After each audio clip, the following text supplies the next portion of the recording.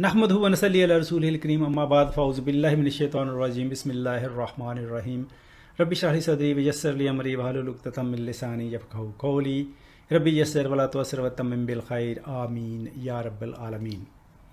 We are working on Murakkab Tawsifi. In the last video we worked on Sifa as a sentence or a phrase. I have brought more examples to consolidate that concept. Let us look at these three English sentences. I have a sister whose name is Fatima. She is a lecturer who teaches at London University. There's nothing like London University as such. There are many universities in London, but none of them is called as London University. This is just to make the point. I remember it from a book that I read. So if we focus on these sentences, English sentences, we are describing an indefinite noun further in the later half of the sentence. I have a sister. She is a lecturer. I remember it from a book. So these indefinite nouns are being described further in the second half of the sentence. The second half of the sentence in English is connected to the first half by these connecting words, the whose, the who, the that. In Arabic, we do not have these connecting words, but the second half of the sentence will then be a complete sentence, not an incomplete sentence. Because in English, if we really remove these connecting words, or if we don't pronounce these, so second half is name is Fatima, it is an incomplete sentence. So we'll be kind of missing a pronoun here. It should be her name is Fatima. So in Arabic, that's what we would be saying. Teaches at London University, we're missing a subject here, so we'll lose that in Arabic and add she teaches at London University. I remember it from a book that I read. It could be a complete sentence, but if we lose this in Arabic, then we'll be missing our subject here. I read it. What did I read? I read it from a book, which is in the first half of the sentence. So let us translate the first sentence into Arabic. I have a sister, li ukhtun. That's simple enough. I have a sister. Ukhtun is indefinite. Ismuha Fatimatu. So her name is Fatima. So that's what we are saying literally in Arabic. Her name is Fatima. So although in English saying I have a sister, her name is Fatima, that's not the right way of saying, but in Arabic we need this a complete sentence. The second half of the sentence will have to be a complete sentence. So if we say like this, name is Fatima, ismu Fatima, name Fatima, so that will not make any sentence in Arabic. Now, ukhtun, and then there is a complete sentence here, but there's no connecting word in Arabic like those which we have in English. So basically what's happening here is that because this is describing this indefinite noun, this ha, ismuha, her name, ha goes back to this pronoun, this zamir goes back to ukht, and kind of work as a connector.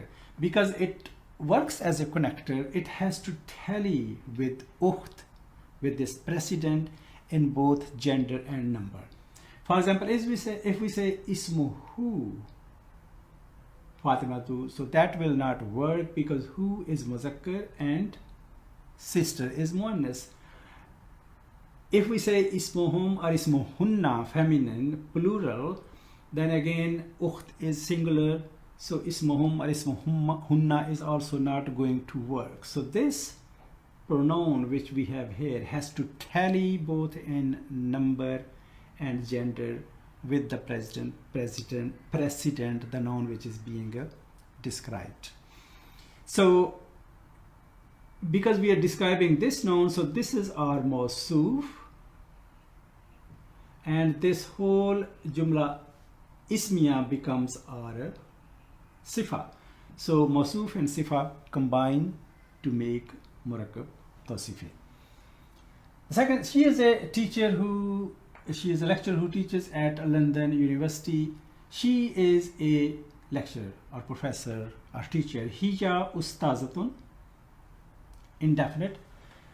Tudarrisu fi jamiati London. She teaches. There is a she in here. When we conjugate, we have not worked on verbs yet, but when we conjugate the verbs, then the she comes in here in this construction. So you have to trust me for now.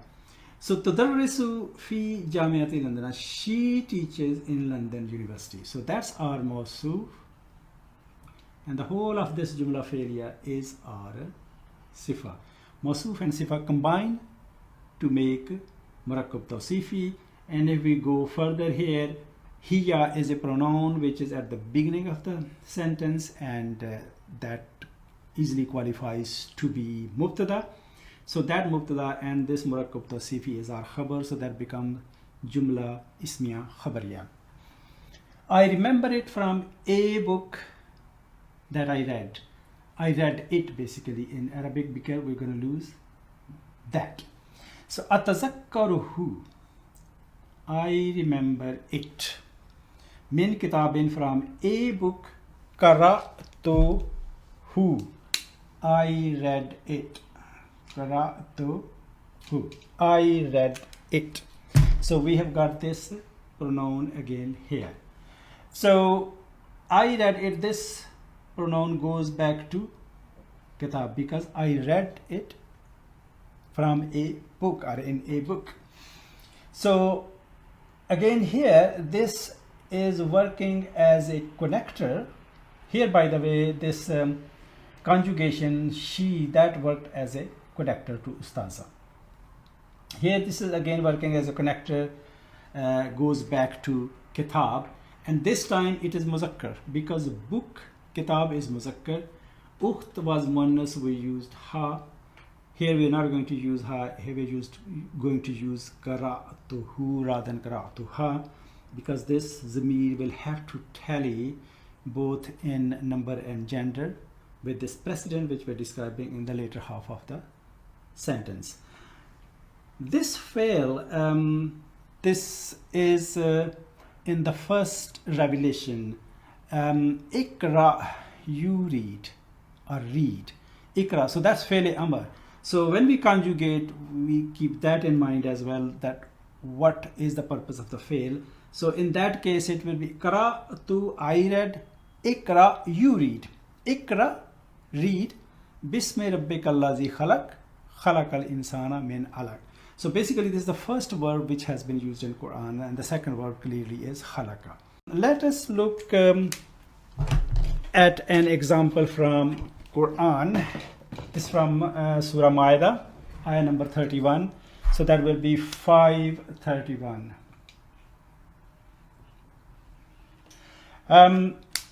In the story of Habil and Qabil, when one brother killed the other one, and that was the first killing on this planet.